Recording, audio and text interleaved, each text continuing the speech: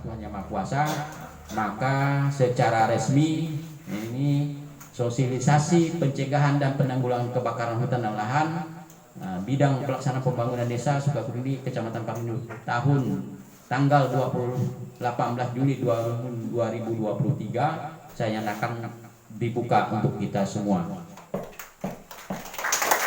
Terima kasih. Selamat pagi.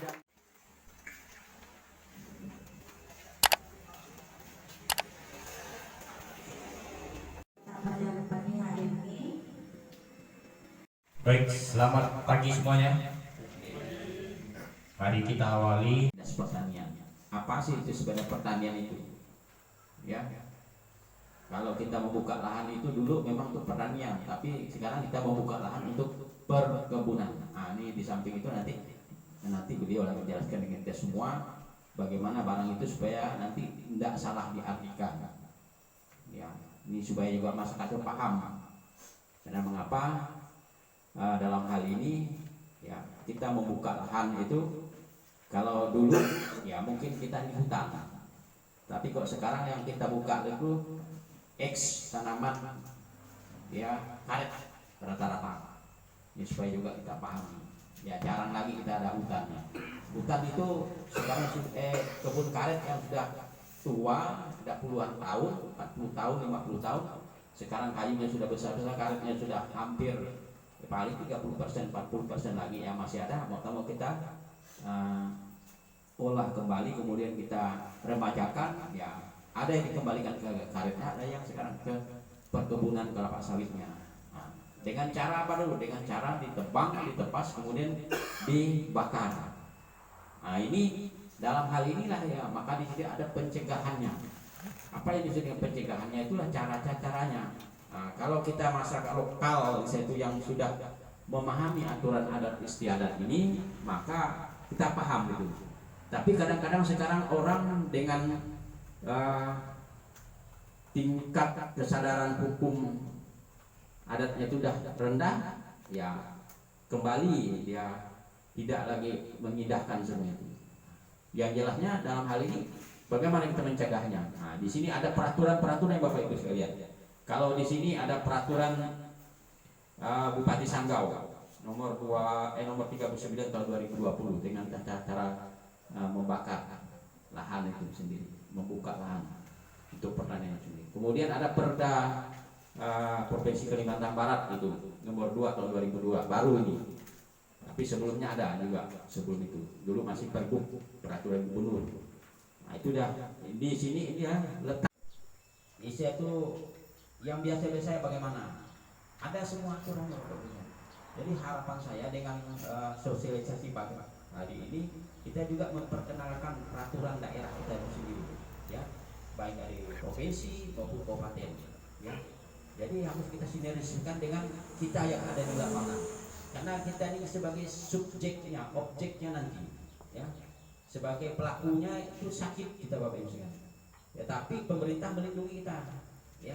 Kita bersyukur, ya, Bapak Ibu sekalian, tokoh-tokoh kita ya di Kalimantan Barat ini berani beraudiensi, bertukar pikiran dengan pemerintah supaya dalam hal membuka lahan ini kita tidak dikambing hitamkan. Kita misalnya itu membuka lahan lagi, kalau untuk misalnya itu untuk perkebunan, ya saya rasa untuk daerah kepada Tuhan Yang Maha Kuasa, maka secara resmi ini sosialisasi pencegahan dan penanggulangan kebakaran hutan dan lahan bidang pelaksanaan pembangunan desa Sukabumi Kecamatan Parundu tahun tanggal 18 Juli 2023 saya nyatakan dibuka untuk kita semua. Terima kasih. Selamat pagi dan salam sejahtera untuk kita semua. Adil Kak Talino, Bacuramin Kak Saruga, Basengat Kak Jubata, utuhnya Tiok Akal Nyodok. Saya kembalikan kepada pembawa acara. Saya sebenarnya Pak Eko Budi Santoso. Kalau kami dulu manggilnya itu Eko Bes. Mungkin Bes itu terbaik kali kan. Ini kawan satu asrama saya Pak. Nah, dulu kami sama-sama menempuh pendidikan di Samarinda, Sekolah Kehutanan Menengah Atas itu namanya. Jadi kami satu angkatan. Jadi kawan senasib sepenanggungan bermentalkan kayu jabuk, itu kalau slogan kami dulu. Yang saya hormati kepala ketua BPD Pak ya, Desa Sukadurungi. Terus yang saya hormati dan saya banggakan Bapak dan Ibu beserta kegiatan sosialisasi pada hari ini. Baik, izinkan saya mungkin hari ini saya akan mewakili Kepala Dinas Ketahanan Pangan, Tanaman Pangan, Hortikultura dan Perikanan. Beliau menyampaikan salam dan mohon maaf kepada kita bersama karena pada hari ini beliau harus sudah berangkat ke Jatinangor karena beliau masih dalam proses mengikuti kegiatan PIM. Nah, itu mungkin sampai akhir bulan Oktober. Jadi beliau mendisposisikan kepada saya untuk mewakili beliau dalam menyampaikan materi hari ini. Baik, Bapak dan Ibu, Assalamualaikum warahmatullahi wabarakatuh. Selamat pagi dan salam sejahtera untuk kita semua. Poniaga, apa berita? Alhamdulillah. Itu yang selalu kita harapkan. Ya penting kita sehat, ya. Kalau kita sehat, mau bekerja apapun dalam memenuhi kebutuhan hidup kita, insya Allah bisa kita laksanakan. Mungkin kita masuk ke materi, Bang. Silakan slide selanjutnya. Baik. Mungkin yang pertama, kita sebelum memasuki materi selanjutnya ada sedikit mungkin pengetahuan umum yang harus kita ketahui. Di mana saat ini kita sudah mulai memasuki musim kemarau kering atau cuaca ekstrim, karena di Indonesia ini hanya mengalami dua musim. Yang pertama musim kemarau, yang kedua musim penghujan, ya kan?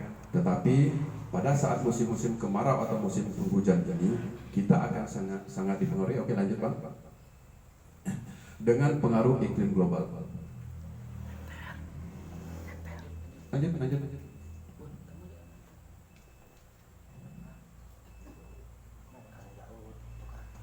Peningkatan di atas kondisi normal. Jadi memang ada beberapa tahun nanti situasi itu dia akan lebih tinggi dari tahun-tahun sebelumnya.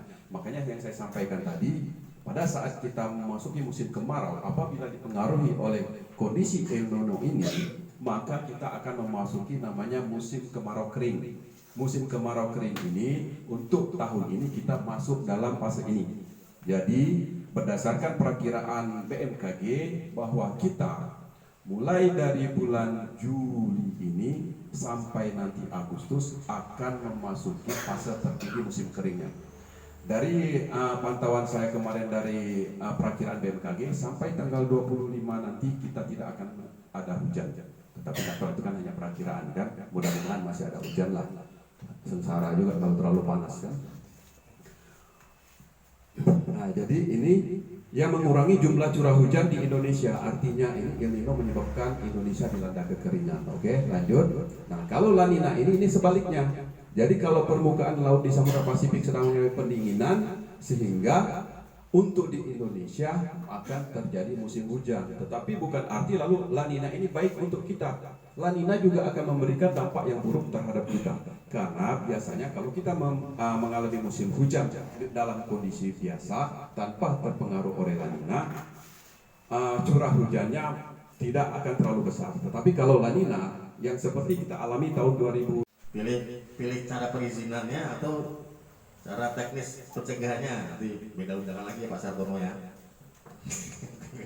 Sekalian habisin hadiahnya Pak.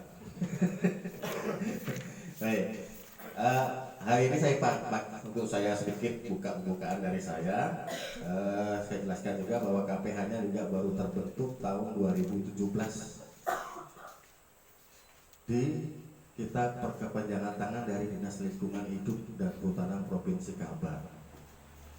Sudah berat urusan kehutanan, ditambah lagi lengket lagi SOPD berubah lagi tahun 2017, ditariknya Dinas Lingkungan ke kami Pak. Makin beratlah Pak, bukan lagi ngurusi hutan yang rusak, tapi faktor-faktor yang menyebabkan kawasan hutan rusak. Seperti apa? Tambah masuk kami juga Pak. Ini yang menjadi makin berat tugas kita, tapi alhamdulillah memang kalau nggak kita buatkan pokja tugas tim seperti ini, mungkin kalau dibebankan kehutanan semua mungkin juga akan sulit tanpa ada kerjasama yang baik dari tingkat tapak. KPH UPT KPH wilayah Sanggau Timur sendiri satu yang mengurusi di wilayah kerja di Kabupaten Sanggau, Pak. Ada 2 unit KPH, Pak. Satu UPT KPH wilayah Sanggau Timur yang berkantor di Sanggau, dan UPT KPH wilayah Sanggau Timur Sanggau Barat yang berkantor di Tayan. Kok ada 2, Pak? Cukup 1 banyak sekali mubazir, Pak. Betul. Pertanyaannya, kita mengikuti tata kelola batas kawasan hutan, Pak, bukan mengikuti administrasi pemerintahan. Nah, jumlah KPH yang tersebar di Kalbar ada 36, sementara yang baru terbentuk ada 17 unit. Intinya hanya semata-mata memudahkan pelayanan masyarakat untuk memperoleh informasi apapun itu terkait tata kelola kehutanan.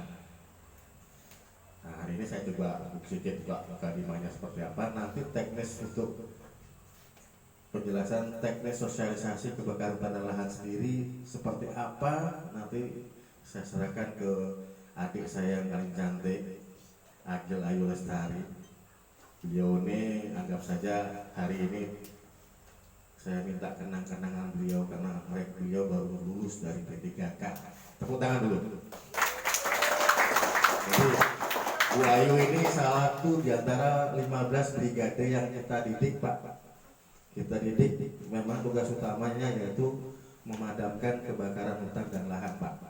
Cuma Bu Ayu ini di sesi administrasinya serta PSPJ-nya, itu, Pak.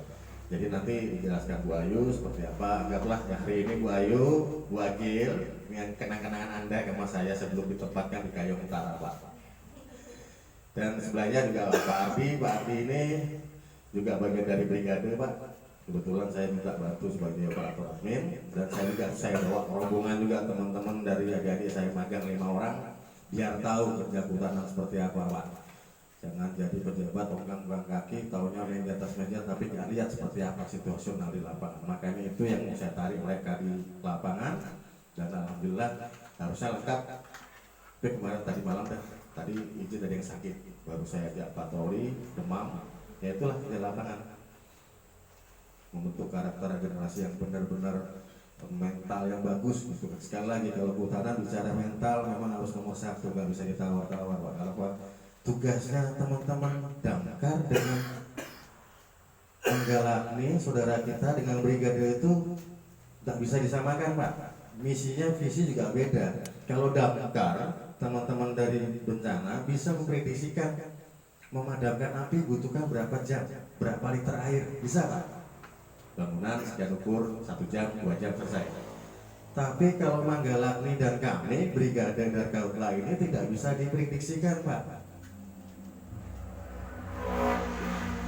Munculnya api dari mana, tidak jaminan juga asapnya merupakan asal api itu.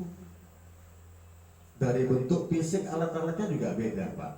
Jadi pernah Pak Bupati juga tanya ke saya, Pak Bek, kok kira-kira berapa diusulkan untuk alat-alat ini, untuk apa, Pak? Untuk belanja damkar atau untuk Kautla? Oh, beda harganya, beda, Pak. Alhamdulillah hampir 90% tanah di Kalbar ini sebagian besar mineral, Pak. Alhamdulillah sekali, Pak. Itu yang memudahkan teman-teman Satgas Karhutla ini agak bergerak cepat karena mineral tanahnya, Pak, kering. Sempat kayak di Kalteng itu rata-rata rawa. Ngeri, Pak, rawa tuh, Pak. Jujur kawan saya Manggalakni dari Riau 1 amputasi kakinya, Pak, gara-gara terbenam di rawanya di dalamnya itu api mana kelihatan, Pak. Risikonya pun lebih besar. Kalau Bapak nggak percaya nanti coba ambil telur kuburkan di tanah rawa yang ada asapnya, langsung, Pak, tinggal makan. Itu yang risikonya terberat untuk teman-teman Satgas sebagai pemadam kebakaran hutan dan lahan. Ya, kita bukan menimbang-nimbang risiko, semua risiko pekerjaan itu wajib ada, tapi bagaimana cara mengantisipasi supaya kita lebih aman ke depannya dalam memadamkan api. Baik, tadi sudah dijelaskan juga dari beberapa dari Pak Minarman sudah cukup lugas, tegas, ada regulasi juga cukup paham. Saya harapkan ada perubahan tradisi, ada perubahan budaya ya Pak Kapolres ya, Pak Kapolsek ya. Ini rata-rata mengubah tradisi sulit. Coba saya tanya, yang punya lahan tanah tadi masih pakai cara bakar nggak Pak? Masih ya Pak ya. Kita sportif aja, masih Pak ya. Masih. Kenapa Pak? Kenapa? Karena satu. In the sky, one dime for a first time, moving away to the sea.